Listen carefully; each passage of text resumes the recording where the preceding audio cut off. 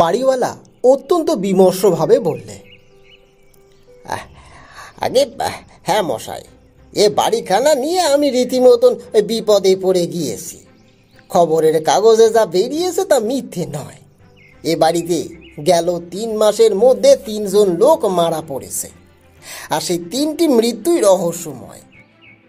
এ বাড়িতে বোধহয় নতুন ভাড়াটি আর আসতে রাজি হবে না।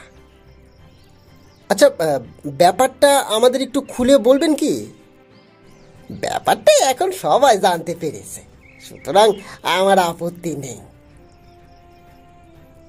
আচ্ছা, এই বাড়িতে যিনি শেষ ভাড়াটে ছিলেন সেই রামময় বাবুর নাম আমি শুনেছি। উদ্ভিদবিদ্যা নিয়ে গবেষণা করে তিনি খুব নাম কিনেছেন।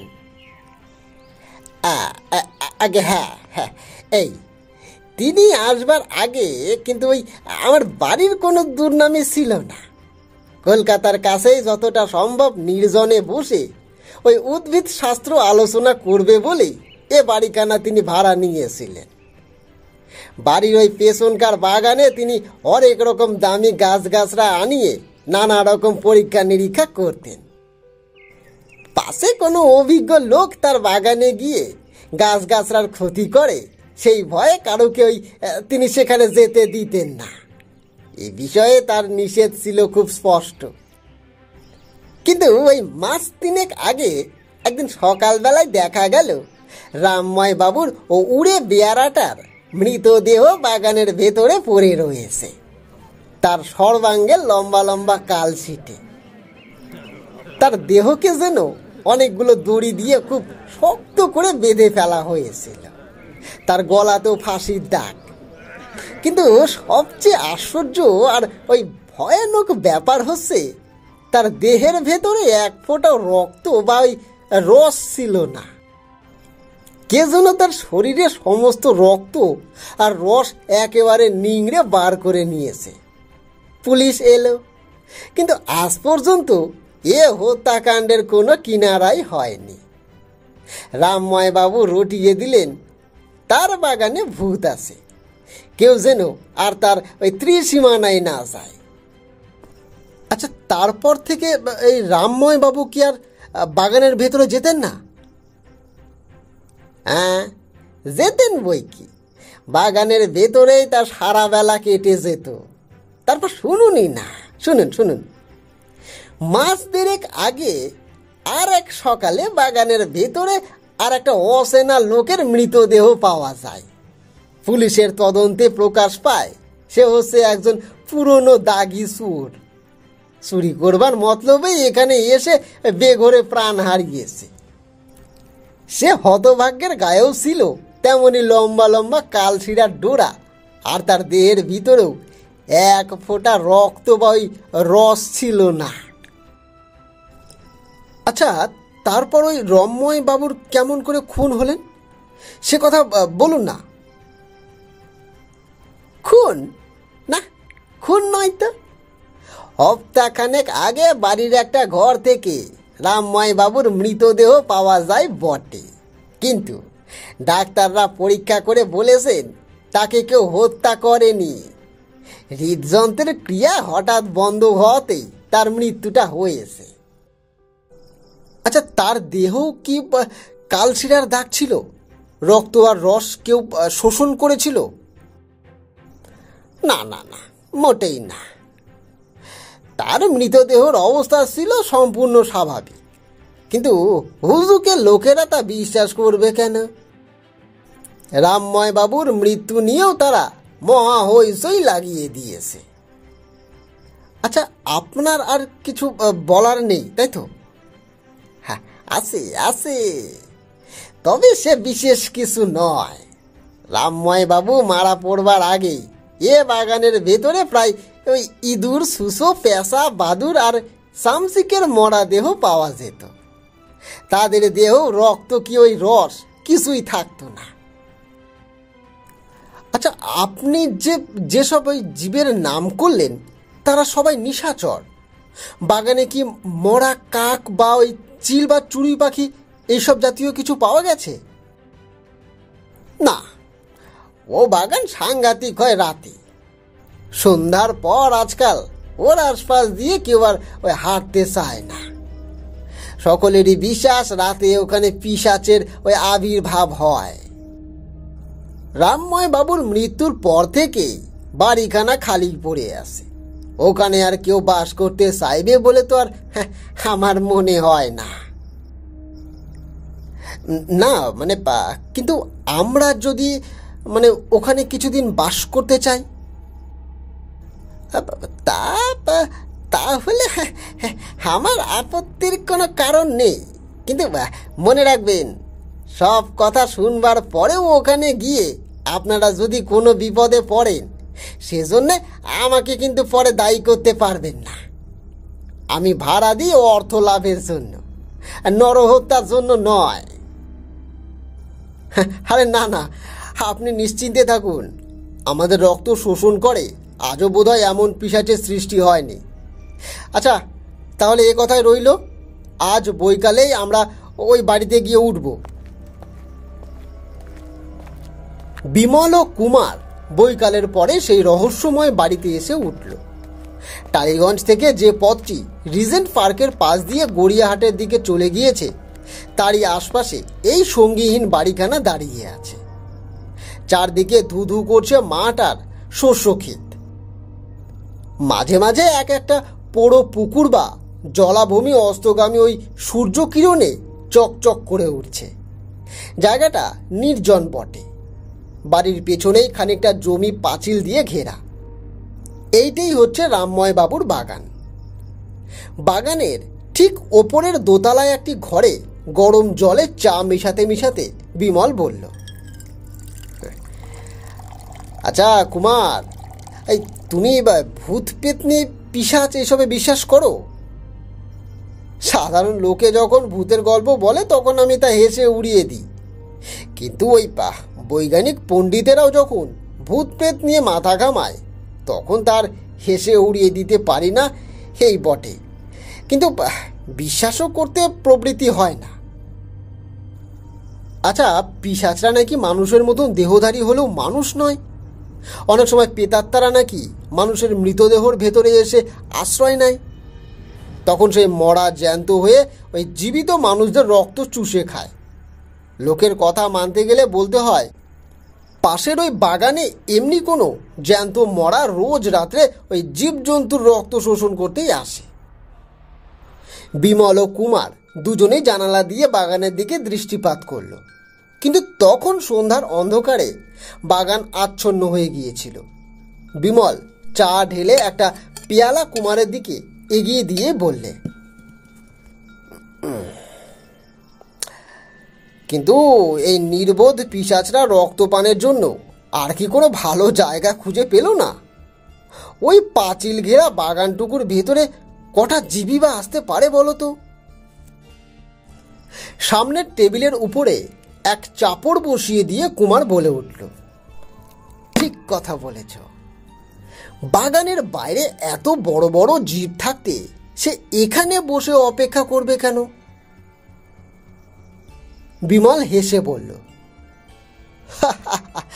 তবে যদি বলো এই পিশাচটি অত্যন্ত বিলাসী, মানে এই কবির মতো ফুলের গন্ধ শুকতে ভালোবাসে, তাহলে আমি ওসব কিছুই বলতে চাই না। আমার মত হচ্ছে এখানে পিশাচ টিশাচ কিছুই আসে না। বিমল মৌন মুখে চা পান করতে লাগলো। কুমারও আর কিছু বললে না। চারদিকে সন্ধ্যার নীরবতা ক্রমেই বেশি ঘনিয়ে উঠেছে। আচম্বিতে পাশের ঘরে একটা শব্দ হলো।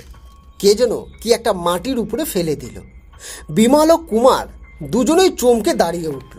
তারপর দ্রুত পদে পাশের ঘরে ছুটে গেল।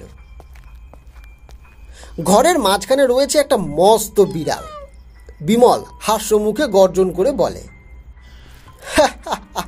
তবে রে দুরান্ত পিশাচ, এমন করে আমাদের ভয় দেখানো? রোষ রোষ তুই আজকে রোষ। বিড়ালটা প্রকাণ্ড এক লাফ মেরে জানালা পথে অদৃশ্য হয়ে গেল। কিন্তু তার কয়েক সেকেন্ড পরেই বাগানের ভেতর থেকে একটা বিড়ালের অত্যন্ত তীক্ষ্ণ ও অস্বাভাবিক আর্তনাদ জেগে উঠল। মাত্র একবার, তারপরে সব চুপচাপ। বিমল আশ্চর্য হয়ে বললে, হেই, এই বাগানে গিয়ে বিড়ালটা অমন চেঁচিয়ে উঠল কেন? কুমার দরজার দিকে এগোতে এগোতেই বললে, দাঁড়াও, আমি আমি দেখে আসছি, দাঁড়াও তো, দাঁড়াও। বিমল তাড়াতাড়ি বললে, খবরদার, যা দেখবার কাল সকালে দেখলেই চলবে। মনে রেখো, রাত্রে ও বাগান বিপজ্জনক। কি বিমল, আর তুমি ভয় পেলে নাকি? না ভাই, একে ভয় বলে না, এ হচ্ছে সাবধানতা। সকালে আগে বাগানটা দেখি, তারপর ওখানে রাত্রিবাস করব, বুঝলে? রামময় বাবুর বাগান সাধারণ লোকের কাছে বিশেষ উল্লেখযোগ্য বলে মনে হবে না, কারণ সকলে যেসব বিখ্যাত ফুল গাছকে আদর করে তাদের কোনোটাই সেখানে নেই। কিন্তু সেখানে যেসব গাছগাছরা রয়েছে তাদের অনেকেরই পরিচয় বিমল ও কুমার জানে না। ফার্ন পাতাবাহার, ঝাউ, ক্যাকটাস ও পাম জাতীয় এমন অনেক গাছ সেখানে রয়েছে, বাংলাদেশে যাদের দেখা মেলে না। একদিকে রয়েছে অনেকগুলো অর্কিড। বিমল বললে, কুমার, তোমার আর আমারও তো বাগানের শখ আছে, কিন্তু এরকম অর্কিড কখনো দেখেছ কি? না, এগুলো বোধহয় ভারতবর্ষের অর্কিড নয়, বুঝলে? বিমল উচ্ছ্বসিত কণ্ঠে বললে, বাহ বাহ বাহ বাহ বাহ, কি চমৎকার! দেখো কুমার, দেখো, আর সব অর্কিডের মাঝখানে এই বাঁধানো বেদির উপরে যে প্রকাণ্ড অর্কিডটা রয়েছে, অর্কিড যে এত বড় আর তার ফুল এমন অদ্ভুত হয়, না দেখলে আমি বিশ্বাসই করতুম না। হে, গাঢ় বেগুনি ফুল, আর তার প্রত্যেক পাপড়ির মুখ থেকে যেন টকটকে রক্ত ঝরে পড়ছে। রক্তমুখো অর্কিড ফুল, উফ, কি অপূর্ব! কুমার সেদিকে এগিয়ে গিয়েই বলে উঠল, বিমল, শিগগির এদিকে এসো, এদিকে এসো, এদিকে এসো। বিমল কয়েক পদ অগ্রসর হয়ে স্তম্ভিত নেত্রে দেখলে কালকের সেই বিড়ালটার মৃতদেহ সেইখানে আড়ষ্ট হয়ে পড়ে রয়েছে। দুজনে অবাক হয়ে অনেকক্ষণ সেইখানে দাঁড়িয়ে রইল। তারপর বিমল ধীরে ধীরে বললে, তাহলে কাল আমরা এই বিড়ালটারই মরণের কান্না শুনেছি। কে কে বধ করলো? কোন অজানা বিভীষিকা এ বাগানে বাস করে বলো তো? আজ রাত্রে তা বুঝবার চেষ্টা করব। চলো। পেট্রোলের একটা 400 বাতি লণ্ঠন ও দুটো বন্দুক নিয়ে বিমল ও কুমার সন্ধ্যার পর বাগানে এসে বসল। খানিক আলোয় খানিক কালোয় বাগানের বিচিত্র গাছগুলোকে আরো অদ্ভুত দেখতে লাগলো।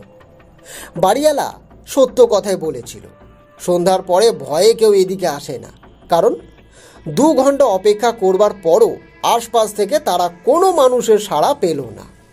তাদের মনে হলো এ যেন সৃষ্টি ছাড়া ঠাই, কেবল অভিশপ্তরা এখানে বাস করতে পারে। 2-3টে প্যাঁচা ও বাদুড় শূন্যকে শব্দিত করে কোথায় উড়ে গেল। বিমল ও কুমার দুজনেই তাদের উড়ন্ত দেহের দিকে মুখ তুলে দেখলে। হয়তো তারা আশা করেছিল যে এখনই কোনো অজ্ঞাত শত্রু তাদের দেহ ধরে বাগানের জমিতে পেড়ে ফেলবে। বিমল বললে, কুমার, একটা চমৎকার মিষ্টি গন্ধ পাচ্ছ কি? দেখো তো। পাচ্ছি, কিন্তু এ বাগানে সকালে কোনো ফুলও দেখিনি, কোনো সুগন্ধও পাইনি। হয়তো এ ফুল রাত্রে ফোটে। আমার যেন মনে হচ্ছে সুগন্ধ আসছে ওই অর্কিডগুলোর দিক থেকে। আচ্ছা, এক মিনিট দাঁড়াও, আমি দেখে আসছি। এই বলে কুমার উঠে পড়ল। বিমল দেখলে কুমার ধীরে ধীরে অর্কিডগুলোর দিকে এগিয়ে গেল। তারপর সেই রক্তমুখো অর্কিড ফুলের কাছে গিয়ে দাঁড়ালো। পর মুহূর্তে এক আর্তনাদ এবং সঙ্গে সঙ্গে কুমারের দেহ মাটির উপরে লুটিয়ে পড়ে বিষম ছটপট করতে লাগলো। চোখের পলক ফেলবার আগে বিমল সেখানে গিয়ে হাজির হলো এবং কুমারের দিকে চেয়েই ব্যাপারটা বুঝতে আর বিলম্ব হলো না তার। বুঝেছি। সে তখনই রিভলভার তুলে অর্কিড গাছটিকে লক্ষ্য করে উপরে উপরে 2বার গুলিবিদ্ধ করলে। তারপর মাটি থেকে কুমারের বন্দুকটা নিয়ে আরও একবার ছুঁড়বার পরেই রক্তমুখ ফুলশুদ্ধ অর্কিড গাছটা দুখানা হয়ে ভেঙে পড়ল। কুমার তখন অজ্ঞান হয়ে গেছে। তার সারা দেহ জড়িয়ে অনেকগুলো লম্বা শুয়া ও দাঁড়া থরথর করে কাঁপছে। বিমল তাড়াতাড়ি ছুরি বার করে সেগুলো কাটতে বসল। কুমারের জ্ঞান হয়েছে, কিন্তু তার সর্বাঙ্গ তখন ফোড়ার মতন টাটিয়ে রয়েছে। পাশে দাঁড়িয়ে বিমল বললে, আসল ব্যাপারটা এবার বোঝা গেল। খেতাবে পড়েছিলাম দক্ষিণ আমেরিকা ও আরও কোনো দেশে এমন কোনো জাতের অর্কিড পাওয়া যায় যারা জীবজন্তুর রক্ত শোষণ করতে পারে। উদ্ভিদশাস্ত্রে পণ্ডিত রামময় বাবু এরকম এক মারাত্মক অর্কিড এনে এখানে পালন করেছিলেন। দিনে সে নিরাপদই ছিল, কিন্তু রাতে তার ফুলে গন্ধ জাগার সঙ্গে সঙ্গে সে রক্ত পান করতে চাইতো। তখন গন্ধ ছাড়িয়ে নানা জীবজন্তুকে কাছে আকর্ষণ করে এই পিশাচ অর্কিড। এই পিশাচ অর্কিড অক্টোপাসের মতন শুয়া দিয়ে তাদের আক্রমণও করত। কি বুঝলে? এই হচ্ছে ঘটনা।